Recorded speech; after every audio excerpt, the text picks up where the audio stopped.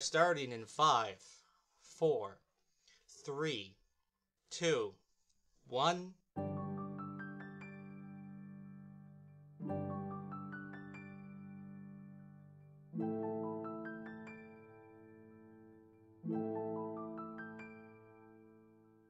Alright, welcome to the Somnova podcast, episode 4, where we talk about game development, mental health, and whatever we fancy that week.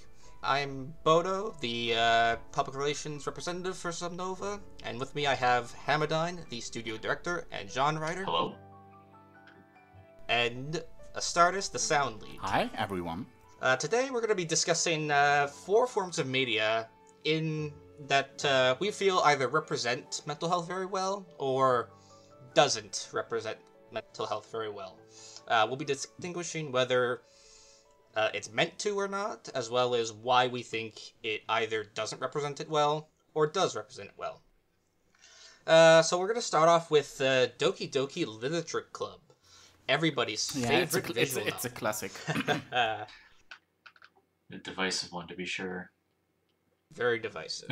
So, this was one I wanted to talk about because, for full disclosure, I'm a huge fan of Doki Doki Literature Club. I love the artwork and I love the way it presents the story.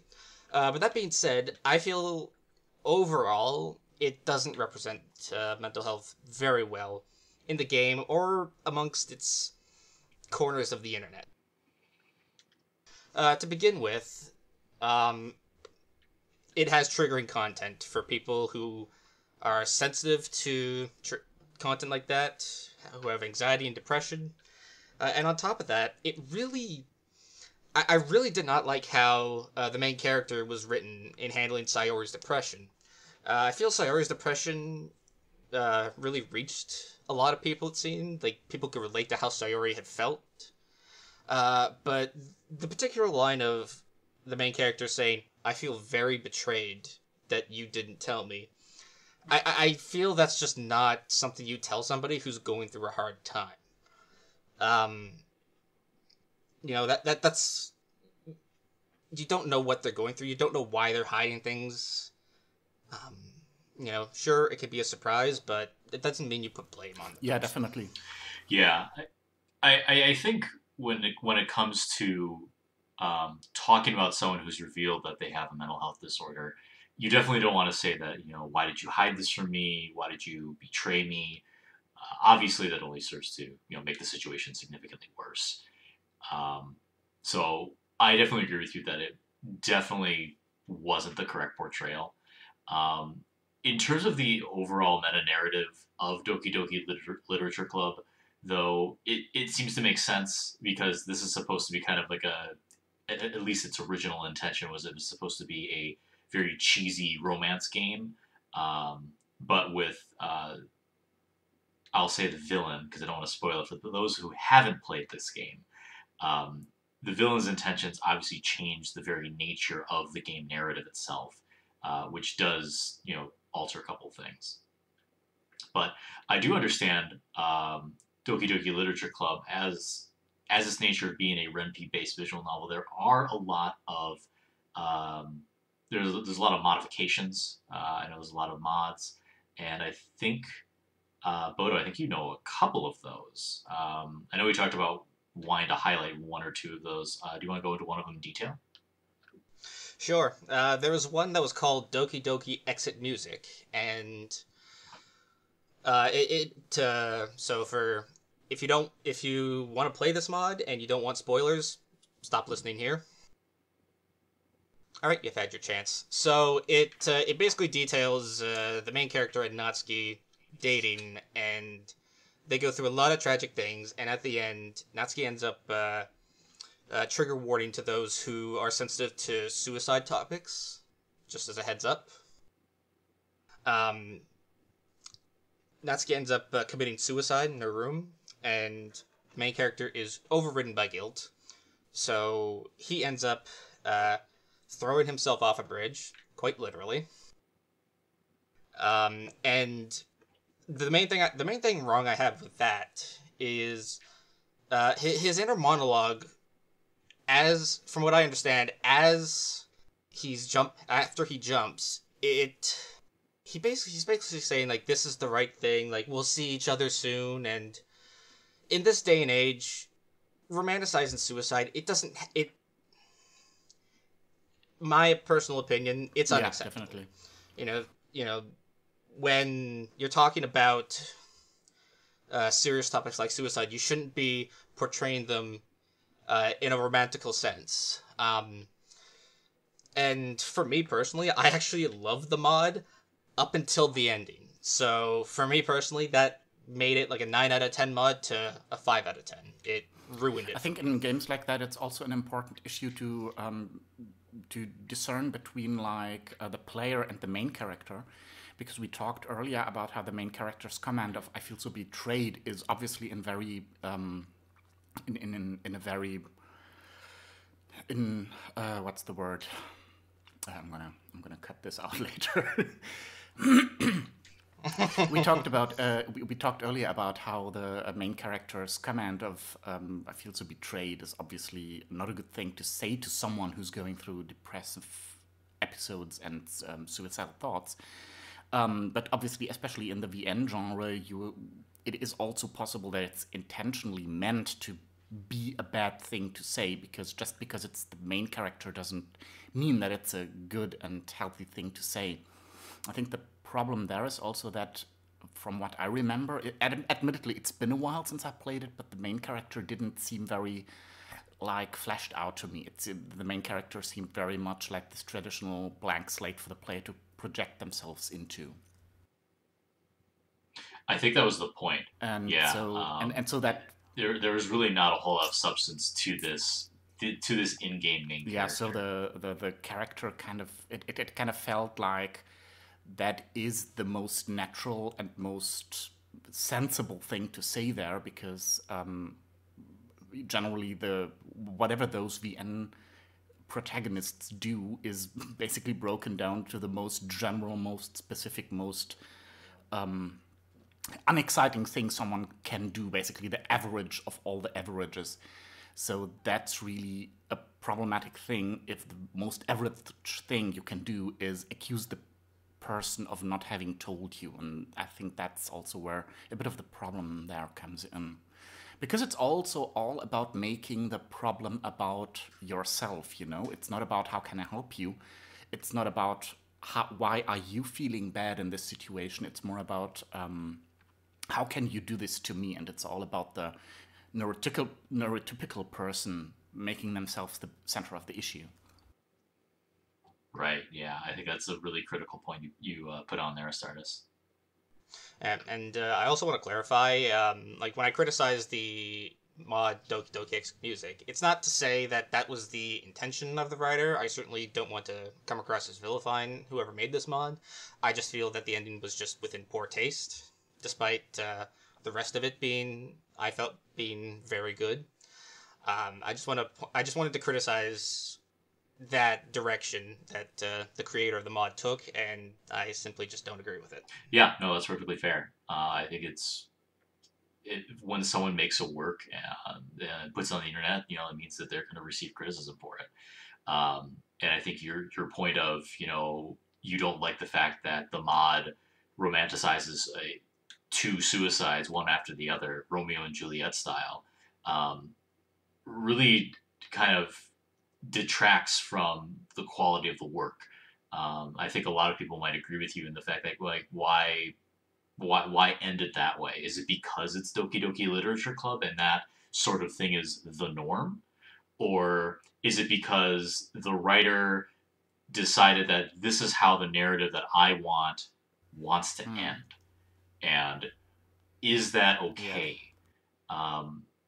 I hear a lot of discourse on the internet where people can be criticized for liking a villain even though a villain did a horrible thing, and I think this kind of ties into that, where it's like you can like a controversial work, but you definitely need to understand, like, okay, yeah, it's very controversial, and you need to really accept that. You can't just say that, oh, I liked this book, because for whatever reason, and not acknowledge the fact that it has recently incurred controversy online.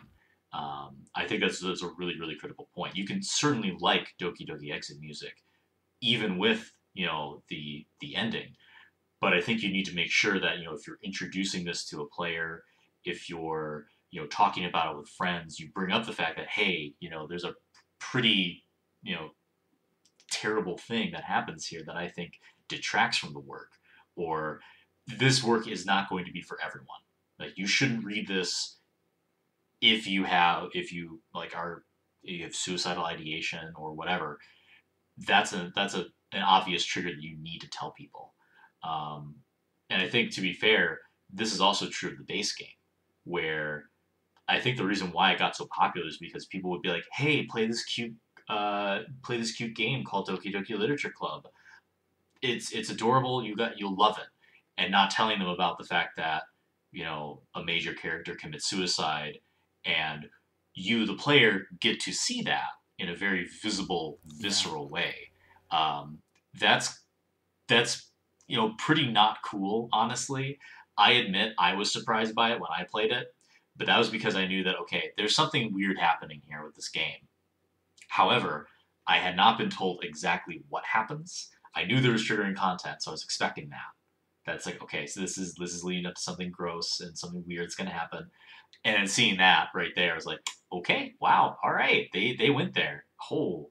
But for someone who, might not, have anticipated that, or they are surprised, that could end very poorly. To be fair, though, Doki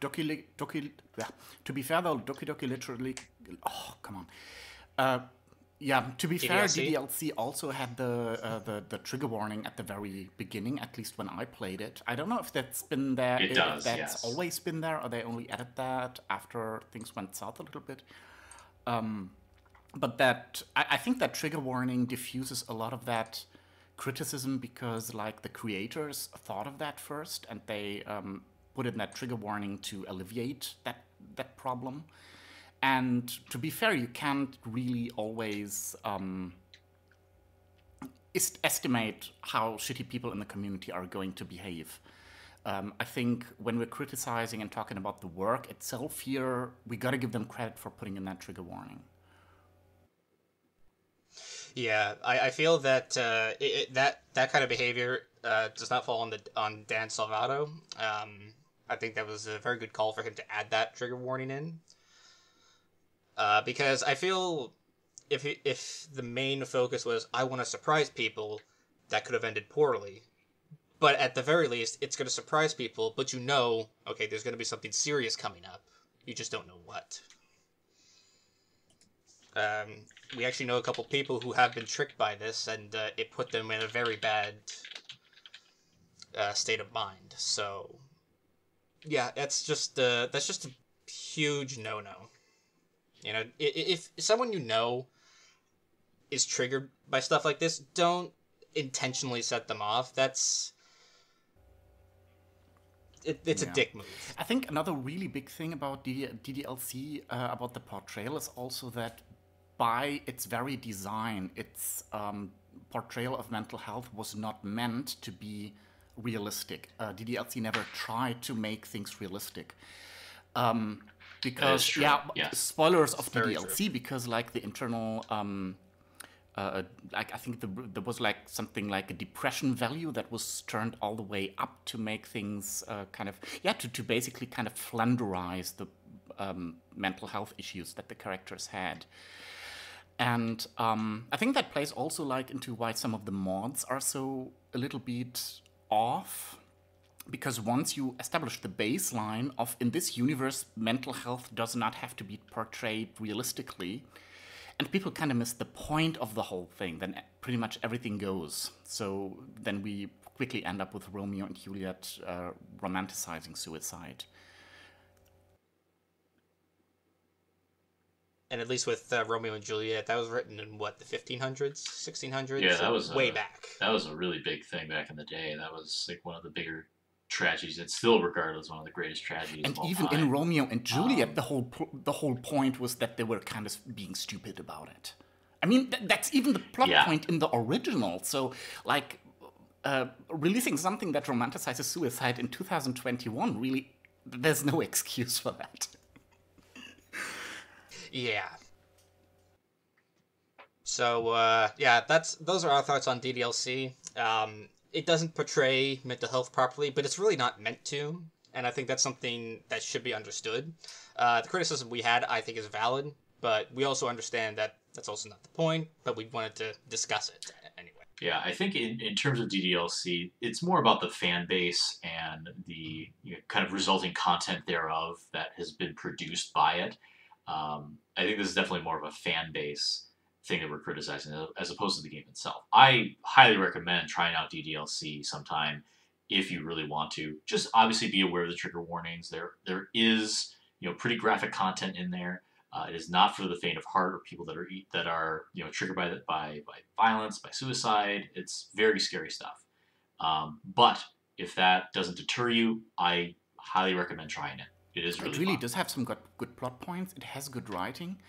Personally, I kind of feel like tapping into the whole topic of mental health and then immediately cranking it up to 11 to not have to portray it realistically is kind of a bit of a lazy cop-out of the topic, but that's just my personal opinion.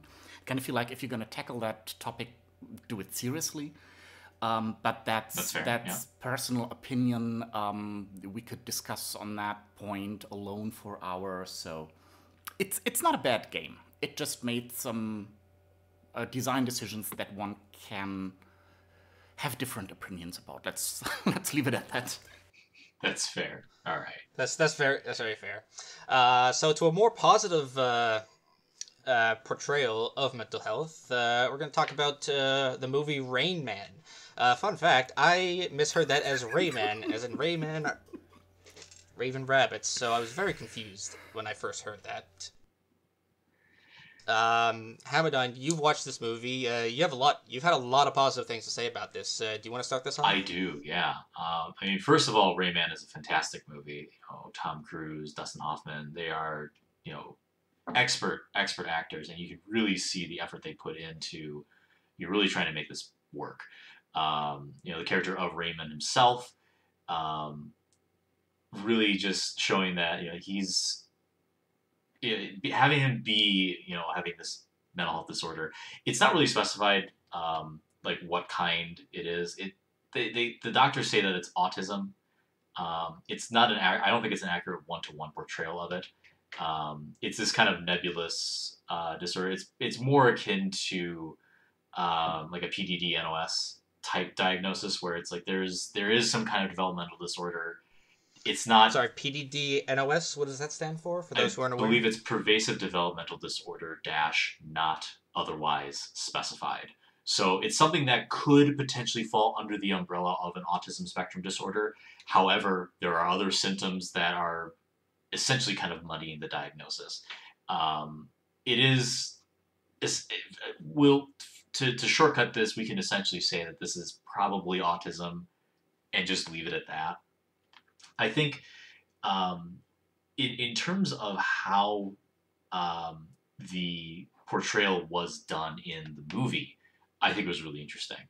Raymond's character of sticking to very rigid routines. He always needed to watch his television shows.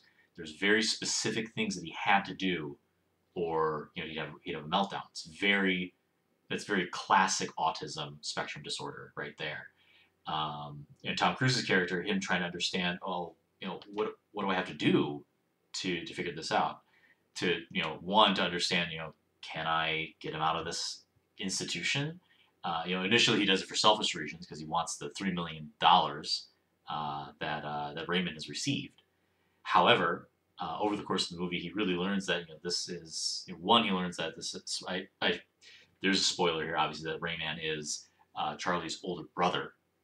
That was institutionalized after an incident where Charlie nearly got scalded by very hot bathwater.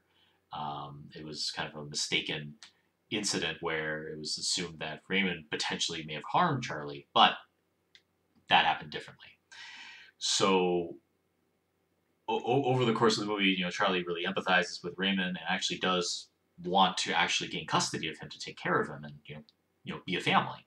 However, at a very critical point in the movie, it's determined that, Raymond is unable to decide for himself what he wants to do. Raymond is unable to articulate that I want to be with my brother. He essentially his big thing is his fixation on his routine, kind of the very narrow things that he likes, and at no point does he really, verbally say, I want to be with him. And I think that's a very important thing in terms of a legal standpoint. If someone is unable to determine that they want to do something for something that important, I think it's a very realistic thing. And, people do knock, institutionalization a lot, but I feel in that particular case, it's really important that happened. It is kind of that bittersweet ending. But I think it does offer a very realistic portrayal of institutionalization and how families can be affected by that. It might not be, what people want, but it might be the best for the person who's institutionalized, especially someone as, affected as Raymond is. The plot kind of reminds me also a little bit, just a very tiny tangent I'm going on here, but there's a very highly acclaimed movie from Germany, Head Full of Honey, which describes similar problems with the main characters slowly getting sick with dementia and drifting away and not being able to properly decide anymore. So that kind of reminded me of that. If anyone can find that movie, I recommend it.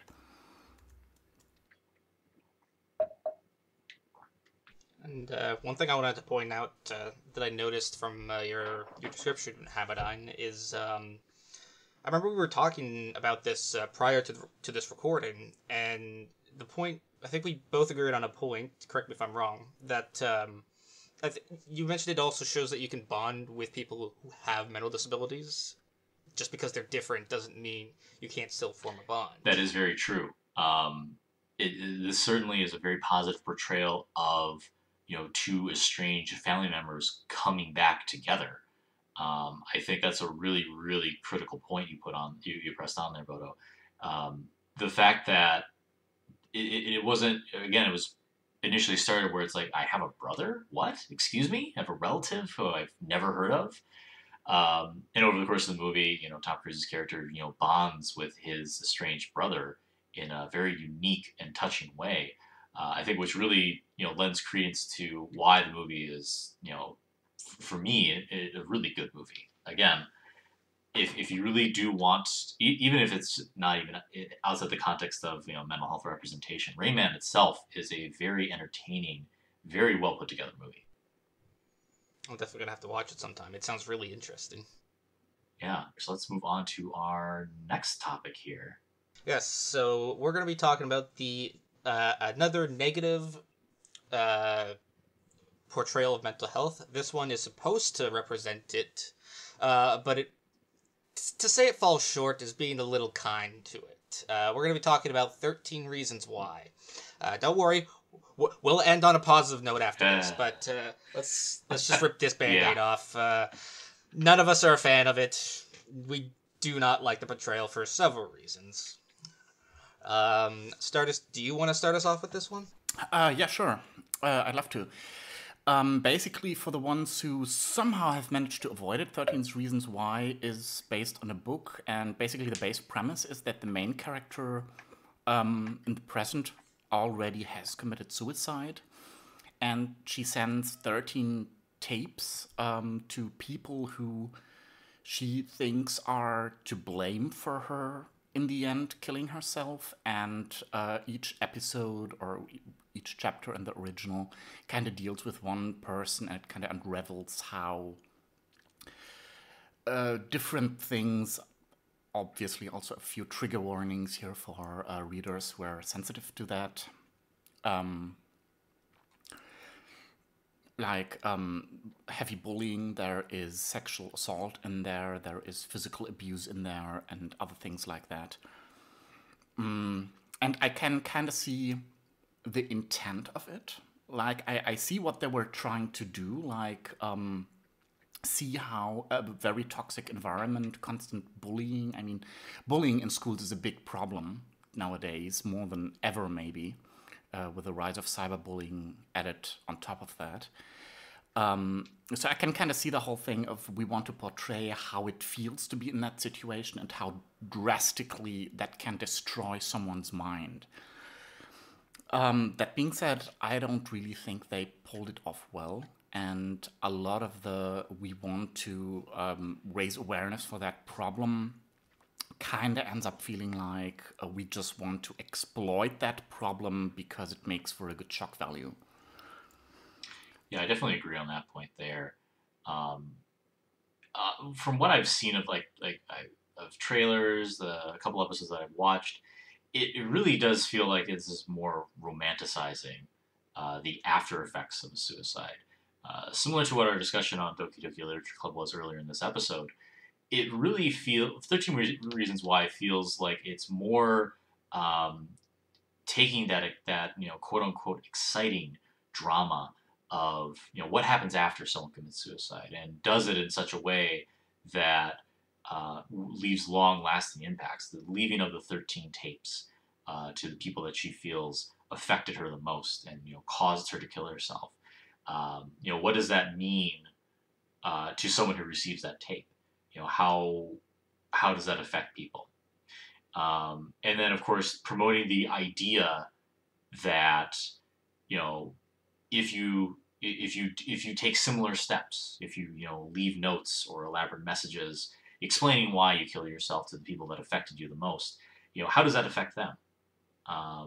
Honestly, the show really tries to make light of the fact that someone did kill themselves and no one really did anything to prevent it. I mean, that's kind of the core of this.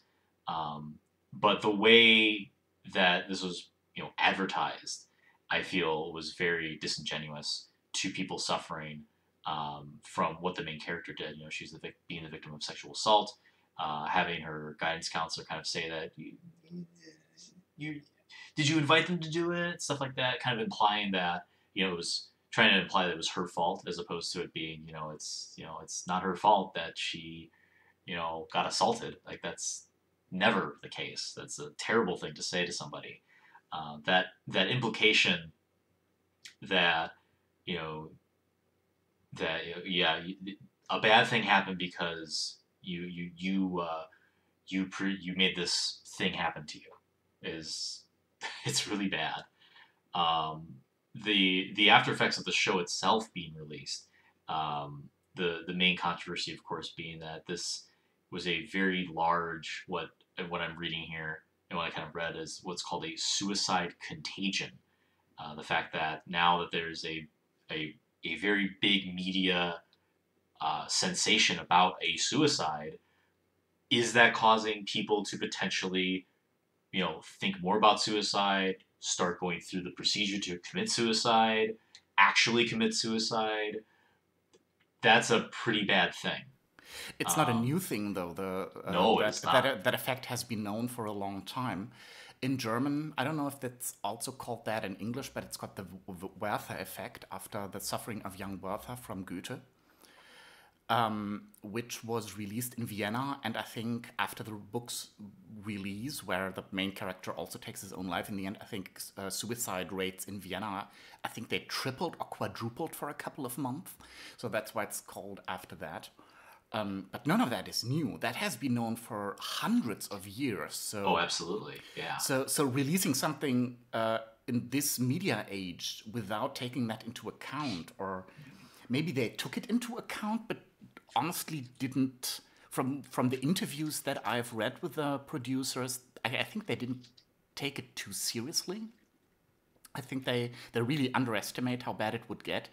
But yeah, there have been a measurable, huge spike of increased suicide attempts and suicides after the release of the show. And there even have been copycat suicides where people copied everything down to the tapes being sent. Oh, wow. Yeah, there have been exact copies of the plot, because I mean it's not that surprising because the plot, the entire the entire series has been described, and rightfully so, as far as I'm concerned, as some kind of a fantasy of someone who is suicidal. Because, like, the girl takes her own life, and suddenly everyone who's ever wronged her is ridden by guilt and gets what's coming. I think at the end of season 3, pretty much everyone who really did really bad things to her is either dead or in prison for life. The cute protagonist guy suddenly realizes his feelings and falls in love with her and moves heaven and earth to uncover all the dramatic injustices that she had to suffer. And so she kind of lives on. She's not really dead in a metaphysical way. It even goes so far that up until through the final season, she keeps appearing to the main character as some kind of a spirit or ghost. So she doesn't really die. It's pretty much just, okay, just kill yourself. You'll still be able to hang around, but everyone who's ever wronged me is going to get what's coming to you. And that's just one of the worst possible messages you could ever send to anyone. Like, honestly. This makes Doki Doki X music look pretty tame in comparison to that. Yeah. And another layer on top of that is the whole thing that we haven't even touched on, the whole other people are responsible for someone killing themselves, the whole shifting blame to other people. Yeah. Like, you drove me to do that. There is so much to unpack there, and I wouldn't even know where to start. That is such a toxic mindset to have, and it is absolutely unironically and straightforward pushed as the truth and the only possible perspective throughout the entirety of the series. Another 2 points about 13 Reasons Why I want to just touch briefly upon, because I could ramble on this forever, but there's 2 more things that are objectively very problematic. And one of them is that the problem is that the girl who commits suicide in the series, Hannah Baker, is reaching out actively to people around her, and no one is actually trying to really help her. Like you mentioned earlier, the school counselor is being just absolutely useless and is actually giving what has been described by other school counselors and not companies, by associations as illegal and straightforward untrue advice. Oof. And that's bad. Yeah, it's really bad, because it also discourages people with suicidal thoughts to reach out and get help. Because, you won't get any help anyway. If you want everything to turn out fine, just kill yourself. That's pretty much the narrative. That's just so horrible. Yeah, that's pretty bad. But then another thing, because we talked about DDLC earlier and how the very graphic display of the suicide is also a very problematic thing in that media. Actually, I found not many people know this, but 13 Reasons Why was edited after season 2 came out, because in the original, the last episode actually shows Hannah Baker slitting her wrists in the bathtub in very, very graphic detail. Jesus Christ. That's right, I remember that. And they edited that out entirely after, you guessed it, people started copying it down to a T. Yeah, that's pretty bad. And how did they not realize that was going to happen before they put? I just don't. I don't. It's one thing, I criticized the Doki Doki X music for the ending being romanticized, but I can understand, somebody putting that in and not understanding why it's unacceptable or just inappropriate. But this, it's like cranking it up to 11 everywhere they turn. You almost get the feeling like, did they try to be this bad? But from the thing is, from what I heard, a lot of the people who worked on the series, like I haven't done too much research about the original book, but like the producer and actors and screenwriters, they kept mentioning how they have like personal experience with suicidal thoughts and depression and all that because of friends or close relatives who attempted suicide. And so I feel that a lot of the viewpoint that is being pushed is really on the stress that it puts on other people in a way, but it's not really considering the viewpoint of the depressed person itself. If that makes sense. I think that's a really good point. I think too often people really focus on who is affected by a suicide, but they don't really think about let's talk about the main person, the person who's actually committing suicide. Very, very rarely do we see that portrayed well. I think that you hit the nail on the head right there, where it's too often it's like, oh, how does this affect so and so? It doesn't. How have we avoided talking about the main character, essentially this Hannah character who takes her own life because of her circumstances? Why wasn't the book or the series just focusing on her? I think that would have been a better way to portray that narrative. Instead, we focus on other characters, and that primary character just kind of goes to the side, which is, again, very disingenuous to people who are actually actively struggling. I'm not mad, just well, okay, I'm a little mad, but more disappointed. There we go. I'm very disappointed in 13 Reasons Why. I feel like they took an opportunity to really kind of show what happened, who's affected by suicide, namely the person who commits suicide, but also those around them, and it just feels like a cash grab for drama. Okay, I just Googled it because I was interested. And yes, indeed, the original book that the series is based on was inspired by an author's close relative attempting suicide. So here we go. Ah, okay. So it just keeps going. It just... lots of inspiration, which is a little sketchy sometimes. One thing I want to bring up is, if I'm not mistaken, 13 Reasons Why it was produced by Netflix. Am I correct to say that? I think so, yeah. This isn't the first example that Netflix has produced something that really harms the perception of mental health. They have a documentary called Take Your Pills, and while I haven't watched it myself, I did watch a video from How to ADHD. Great resource for ADHD, by the way. Check them out on YouTube.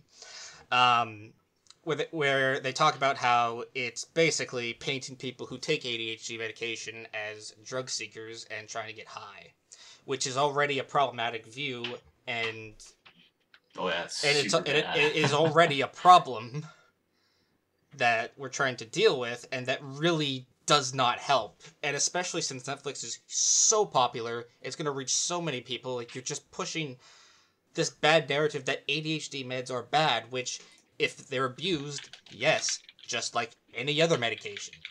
ADHD is for those who have ADHD and need to take them to be able to handle their condition. It's not for people to get high or to get ahead. Yeah, I think it's a really good point. It seems to be a very almost malicious narrative that some of these documentaries can really drive. And definitely, people who do want to watch them, you obviously take them with a grain of salt, especially if you had experiences that are, either the exact opposite of what the documentary is attempting to portray, or if it's, just completely not true whatsoever. That's a big deal. That one really hits a nerve with me because I have ADHD myself. I take medication to help function throughout the day, and just this idea that it's hard not to take personally for myself. That's where my bias comes in. Oh, absolutely. But at the end of the day, there's really nothing I can do, and people are gonna believe what they believe. So, but please try not to believe it. Please don't. Yeah, I think it's a very fair point that we can put in for anything that we've talked about in this episode already, where there are good and bad narratives, and it's important to educate yourself as to why these narratives can be good or bad. So we're not saying that you can't watch these things or consume this content, but we do ask you to do your research and to really understand, why people are talking about a certain piece of media in a certain way. And I think from understanding comes a better appreciation of the work itself. To be fair, I do agree that there is a problem with ADHD drug abuse that needs to be addressed, particularly there are people who have ADHD that will sell their meds, which, again, coming from somebody who I've been asked, hey, can I have some of your meds? I tell people, no. It's for me. It's not for anybody else. And I think it's important to address both sides of that issue because... Absolutely. It is a problem. I just really don't like that they're portraying this as like that's the norm, when in reality that's not what always happens. Right. But I could rave about that for quite a long time, and we don't have all day. So all right, so that was quite a downer, one that needed to be pointed out for sure. But let's talk about, let's end this podcast on a positive note, talking about the Marvel Cinematic Universe, where there is a lot of positive portrayal of mental health. Really, a place where you would not expect to find positive portrayal of mental health, but here we go. But it does kind of, I will bring this up, the comic books themselves actually do kind of go through some of the portrayals of mental health. I think the most notable one is Tony Stark. His, rampant alcoholism is very, viscerally portrayed in comic book form. For that to be sublimated into the MCU is done very, very well, I feel.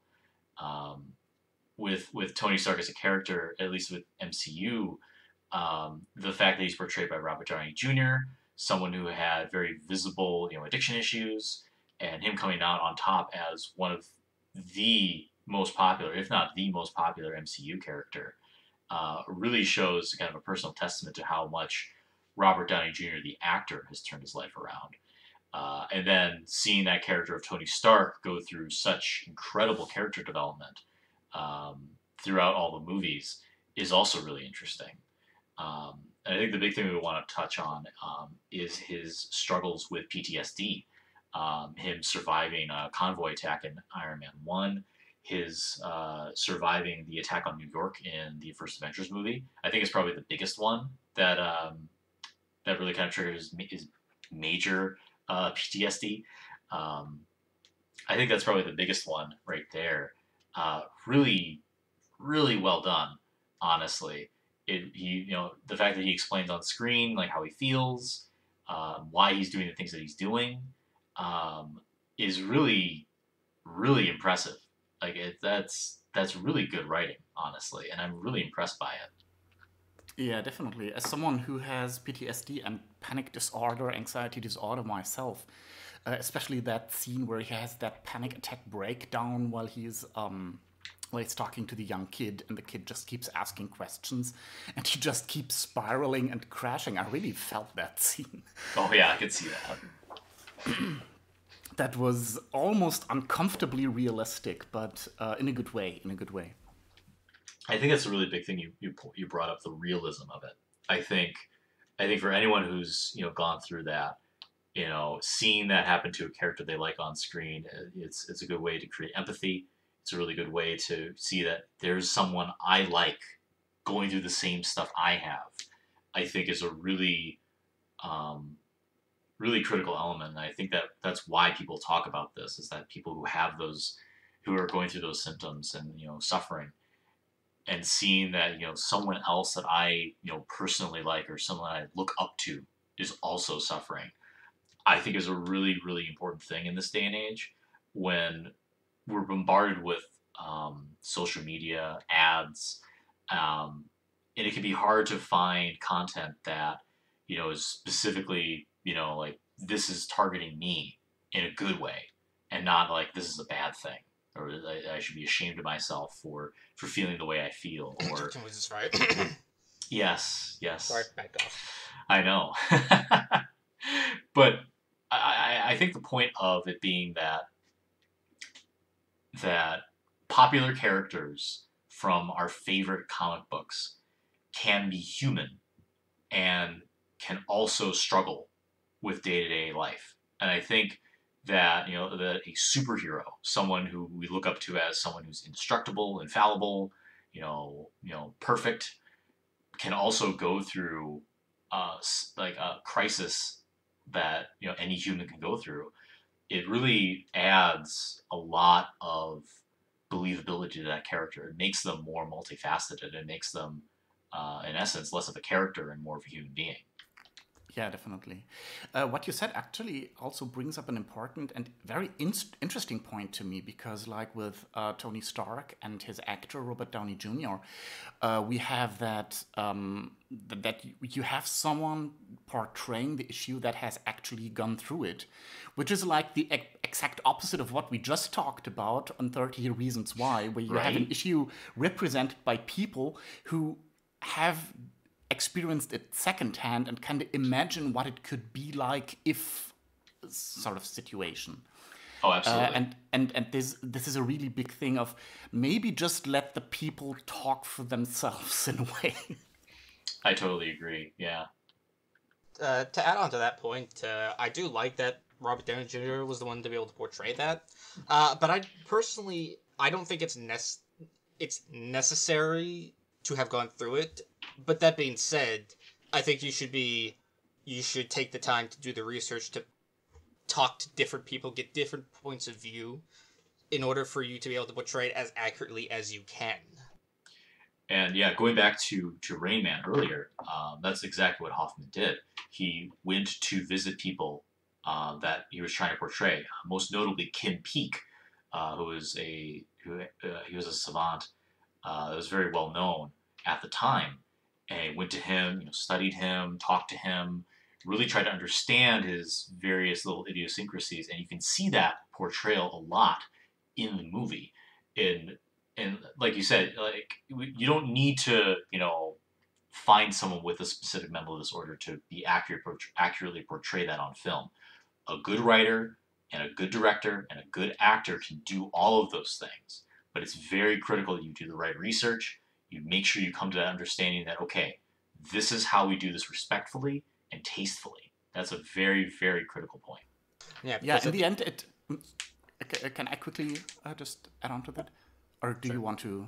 I just wanted to say, like, for me personally, like, when I see, if it's done tastefully and accurately, there may be a mistake or two, but I find that's more forgivable. Because if someone takes... I mean, it's going to depend on what the situation, what the mistake was, but if it's clear that someone went out of their way to research it and, did the best they could, and it's done very accurately and tastefully, like, it makes stuff like that easier to swallow. For me, personally. Yeah, definitely. Yeah, I think so. It's also, you don't have to have a certain disorder to be able to portray a character like that. But in the end, you just have to get someone with the experience of what it's like to live like that into the loop somehow. It doesn't have to be the actor. It doesn't have to be the producer or screenwriter. But it's like you said, you need to do your research. And at some point during that research, you need to get feedback from someone who actually knows what it's like. Because otherwise, you're just going to be writing about something that you don't really understand. Because you can't understand mental illness from the outside, I think. Definitely. At least not if you don't get into the issue somehow by talking to someone who's lived through it. And I think that's also what makes this one scene, I keep thinking about it, where Tony Stark has his panic breakdown.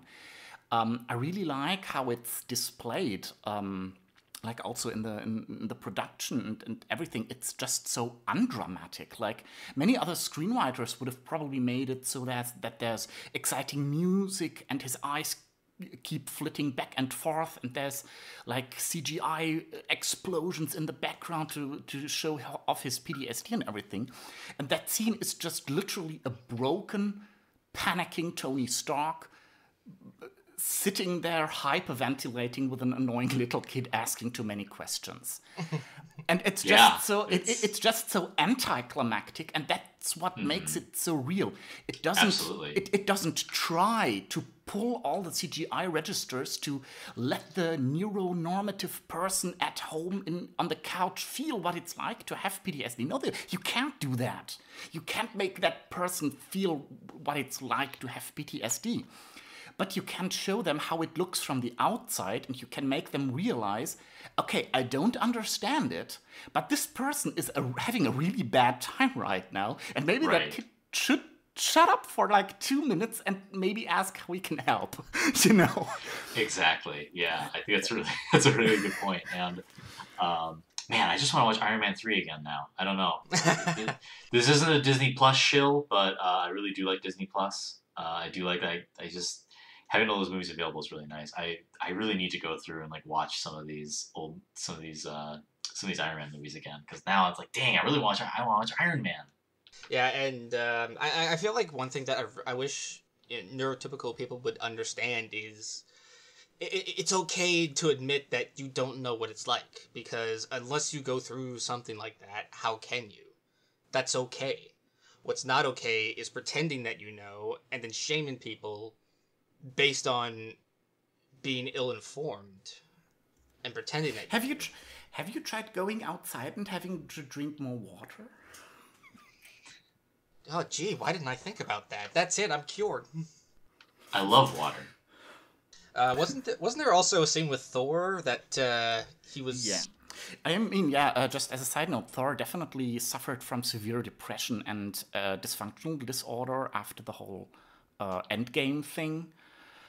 Also, by the way, heavy spoilers for all kind of Marvel movies, obviously, but I think that it's a little late for that now. But anyways, I like the way where they look him up and he's just gotten overweight and just sits around and can't do nothing at all. And that's just... I also felt that. I also felt that, because when you have a really bad depressive episode, then really just existing is all you can do. And that one scene in Endgame when he went back in time and saw his mother, and he said, I just want to do something, and he called upon Mjolnir, and he just smiles, and he just did this, I'm still worthy. I literally had tears in my eyes. That was a big moment. That was a big scene. Just because you're depressed doesn't mean you're not worthy. It doesn't make you any less worthy to be mentally ill. That was, wow. I'm sure that was really cathartic for a lot of people. I think myself included. I think I recall like tearing up a little bit. It's like, wow, that's really good. Because I like Thor. Thor's a fun character. His portrayal is really fun in the MCU. And seeing him kind of, I don't want to say overcoming it, because obviously he'll probably still struggle. We might see that in other movies. But the fact that there's this big moment for him where he sees that, oh my God, like this is okay. I can still be Thor. Yeah. I can still use this hammer and just do what I want. I think that's certainly a cathartic moment, not only for Thor, but for anyone who's watching that, which I think is super, super important. For me, it's actually one of the most important scenes in the entirety of the MCU, just because it hits so close to home to what I'm going through myself a lot of the times. And I mean, the MCU also otherwise has really what I at times would call really groundbreaking portrayals of mental health. Just to name a few, like we have the whole WandaVision thing, which is basically just centered around having PTSD and escaping reality because you can't deal with survivor's guilt. That was good, yeah. Or when you have Falcon and Winter Soldiers and Bucky Barnes is actually getting psychotherapy to get better because he's suffering from PTSD. And he says, yeah, I've got PTSD. I probably should go see a therapist for that. And he does, and it helps. Usually going to a therapist is one thing that in many movies is kind of portrayed like, he's talking to someone, but it won't work and eventually he'll snap, like the Joker movie pulled it. Oh, yeah, that's an interesting one. I think that one was more that he just lost access to drugs and an actual therapist because the system was changing and... I have a feeling he couldn't get the support he needed. Sorry. I have a feeling we're going to have a part 2 to this, because clearly there's a lot more media we all feel. Oh, I'm sure. Maybe. We could certainly do a part 2 to this. Absolutely. Just seeing a strong male character searching out actively therapy and it being a good thing, I think that's also a very important message in today's pop culture. Oh, absolutely. for anyone to receive mental health treatment should not be seen as a weakness. You go to the doctor when you're sick. You go to a therapist when you're not feeling well mentally. When you feel like, like, like if if you have depression, if you have ADHD, autism, PTSD, anything that's affecting you, you should absolutely see a therapist. And there's nothing wrong with that. There's absolutely nothing wrong with seeking help, with seeking, what you think is the right path for you. It's very, very important that, mental health is talked about positively, and that the message, you can receive help for your problems, you will be listened to, I think is a super important narrative to drive in the future, especially when, mental health is going to be a constant battle, even more so than physical health, I think, in the coming years. And I think it's, again, important to have those positive representations. I would argue it's still physical health because the brain is an organ, just That's like fair. just like your stomach, just like your leg. Well, okay, your leg's not an organ, but you get the point. It's a part of your body, a physical part of your body that malfunctions. The difference being is, if your brain malfunctions, it's a chain reaction. It can make you depressed, which affects your mood, your appetite, your energy level. It can really, it's just a chain reaction. So I would argue it's a part of your overall health. Sure. Absolutely. All right. So I think we're going to wrap that up today. I hope you folks enjoyed this episode. We certainly enjoyed talking about this. Make sure to take a look at our website, somnovastudios.org. Check out mrsstars.net to download the game. Join our Discord. Check out our social media. All that jazz. And wherever you're listening, leave a comment telling us what you thought and what you think we should talk about next. And we will catch you next time. Bye-bye, everybody. Right. Thank you, everybody. Bye. Bye.